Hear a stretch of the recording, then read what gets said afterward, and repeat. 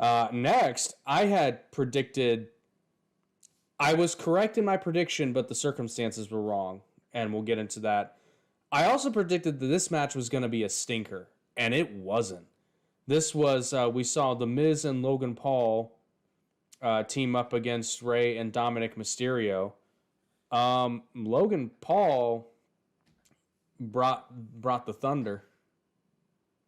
He did. I was impressed. So was I. I was very impressed. Now, my prediction going into it, I figured Ray and Dominic would win. Now, as I will say throughout this podcast or whatever you want to call it, I have a few different ways that I thought it may have been booked on some matches. Now, I was waiting and I was expecting for finally to have a Ray or Dominic turn. I was waiting for Dominic to finally say, "Hey, look, Dad, I can do it by myself. I don't need you no more."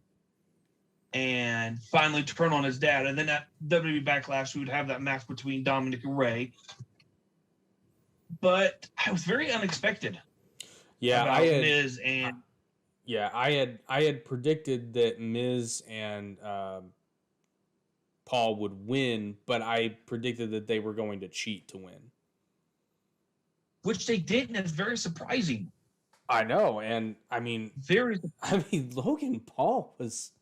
And again, I'm not a worker, so I try not to comment on in-ring work, but what I noticed is he did seem a little tight, but overall, it was phenomenal.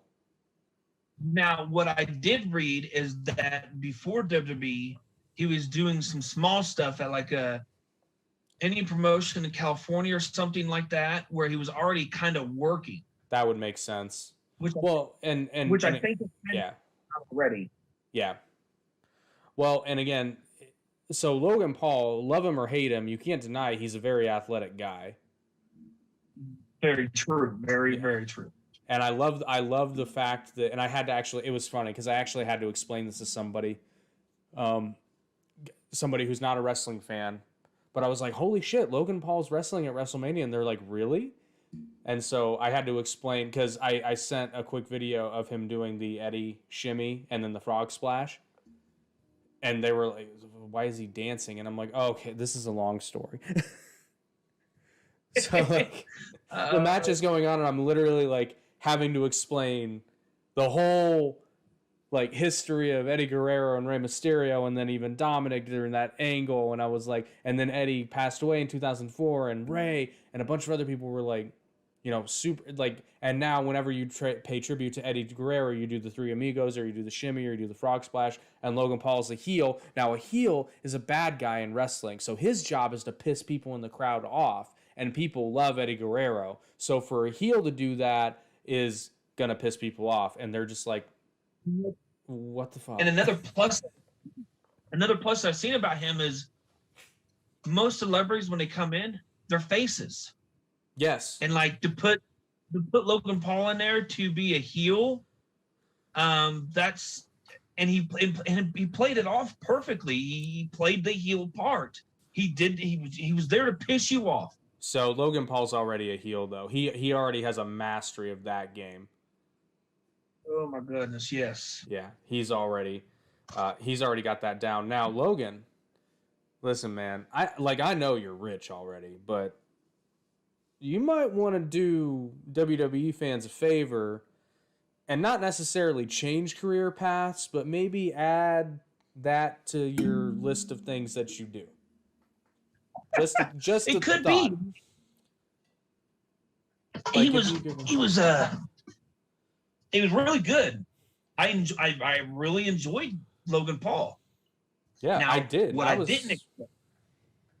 I did not expect the Miz to turn on Logan Paul like that. And it's like, are you going to build up a thing between Miz and Logan Paul? Or I think so, and that's a match I want to see. I'd be okay with it. I'd be more than okay with it. There's some stuff that we know now about what's going to happen on Raw with I won't spoil it just yet. I'll wait. fantastic. But as we've already said, The Miz and Logan Paul pulled out the win. But then after they were celebrating a little bit, The Miz gives Logan Paul a skull crushing finale and lays him out. Which, I mean, like I enjoyed it, but it also didn't make a lot of sense. So it's whatever. It but didn't. It wasn't odd enough to ruin it,